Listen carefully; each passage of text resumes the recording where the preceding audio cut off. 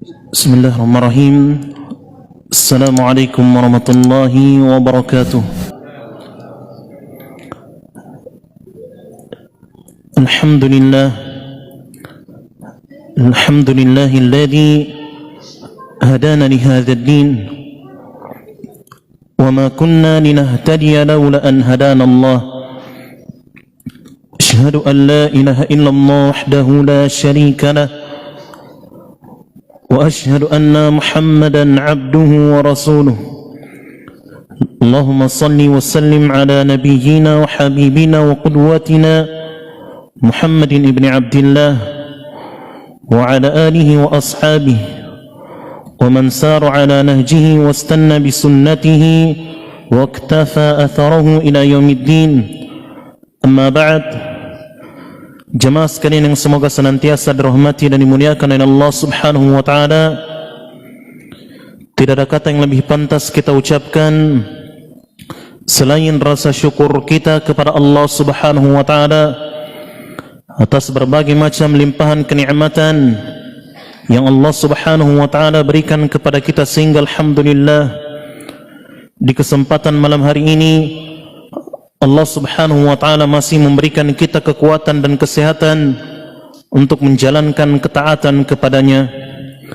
Jemaah sekalian yang dirahmati dan dimuliakan oleh Allah Subhanahu wa taala, tidak terasa kita telah memasuki hari yang ke-17 dari bulan Ramadan. 16 hari dari bulan Ramadan telah kita lalui. Sekarang yang menjadi pertanyaan para jemaah sekalian yang dirahmati dan dimuliakan oleh Allah Subhanahu wa taala, apa yang telah kita lakukan ketika Allah Subhanahu wa taala telah memberikan kita kesempatan untuk berjumpa dengan bulan Ramadan di tahun ini? Tidak dirasa para jemaah sekalian, 16 hari dari bulan Ramadan telah berlalu dan tidak akan pernah kembali lagi. Madatil ayyam wa lan ta'ud. Hari-hari tersebut telah berlalu dan tidak akan pernah kembali. Dan begitu pula para jemaah sekalian, dengan berjalannya hari, sebagian dari usia kita juga ikut berkurang. Al-Imam Hasan Al-Basri rahimahullah ta'ala mengatakan, ya bani Adam, innama antal ayyam. Wahai anak Adam, sesungguhnya kalian hanyalah kumpulan lembaran-lembaran hari. Fa idza dhahaba yawmun dhahaba ba'duk. Apabila satu hari berlalu, sebagian dari kalian juga ikut berkurang. Maka dari itu para jemaah sekalian yang dirahmati dan dimuliakan oleh Allah Subhanahu wa taala,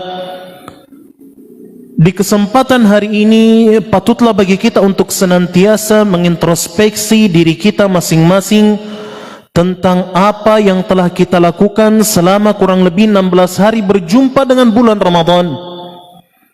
Kita sering berdoa kepada Allah Subhanahu wa taala, Allahumma ballighna Ramadan. Ya Allah, sampaikanlah usia kami untuk berjumpa dengan bulan Ramadan.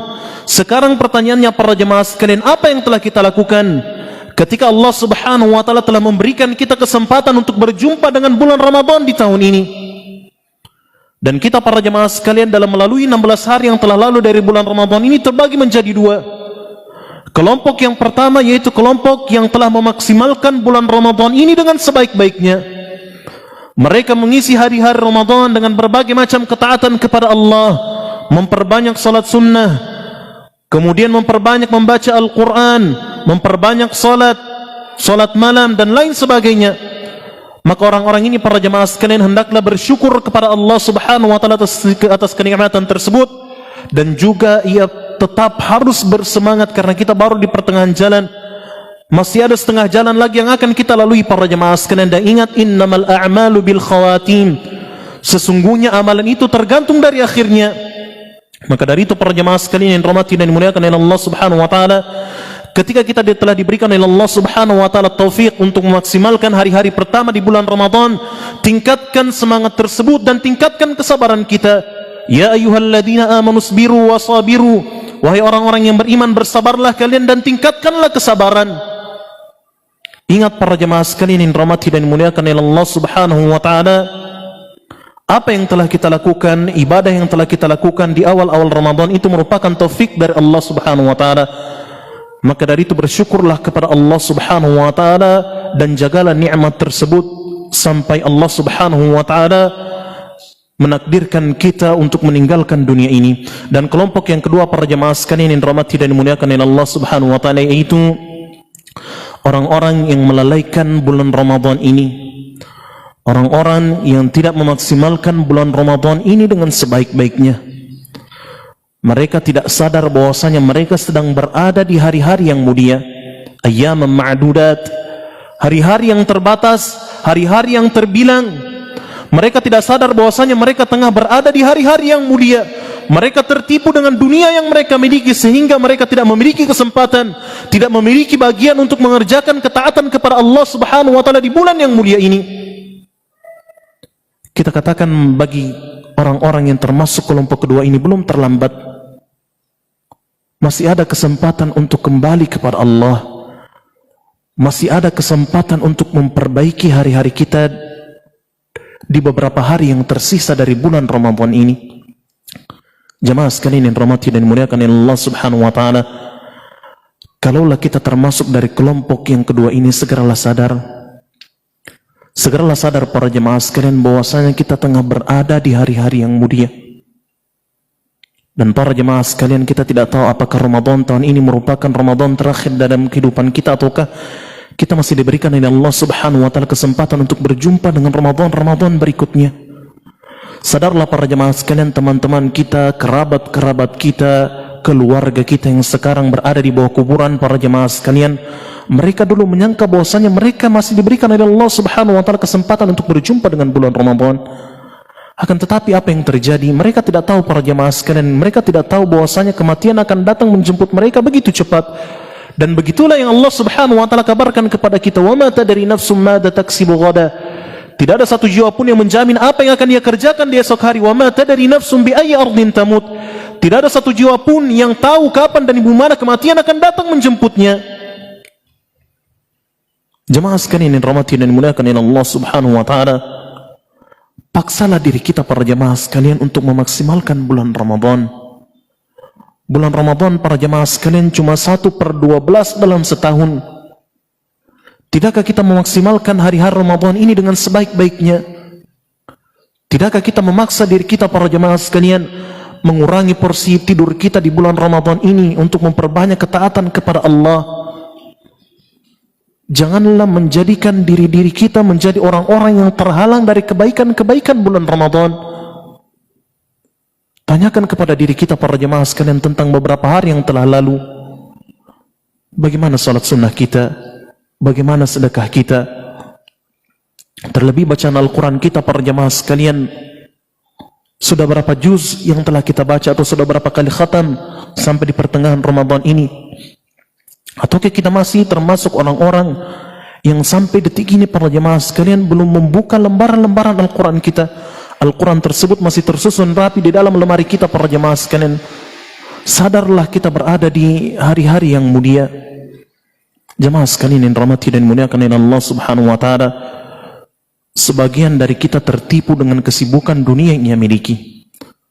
Sebagian mengatakan, saya terlalu sibuk sehingga saya tidak memiliki waktu untuk membaca Al-Quran. Padahal para jemaah sekalian, ketika dalam keseharian kita masih sanggup makan, minum, masih sanggup bermain di media sosial, kemudian kita mengatakan sibuk tidak bisa membaca Al-Quran. Hakikatnya kita bukan sibuk para jemaah sekalian. Bukan kita tidak memiliki waktu untuk membaca Al-Quran, akan tetapi para jemaah sekalian, kita termasuk orang-orang yang terhalang dari kebaikan-kebaikan tersebut.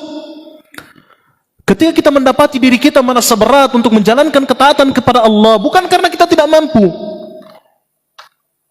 bukan karena kita tidak mampu para jemaah sekalian, akan tetapi bisa jadi Allah tidak suka dengan ketaatan kita. Syekh Muhammad bin Shalih Al-Utsaimin rahimahullah ta'ala mengatakan, idza ra'aita nafsaka mutakasilan an ta'atillah fa'lam anna Allah kariha ta'atak. Ketahuilah ketika kalian mendapati diri kalian bermalas-malasan untuk mengerjakan ketaatan kepada Allah, bukan kalian tidak mampu, bukan kalian tidak memiliki waktu, akan tetapi bisa jadi karena Allah tidak suka dengan ketaatan kalian.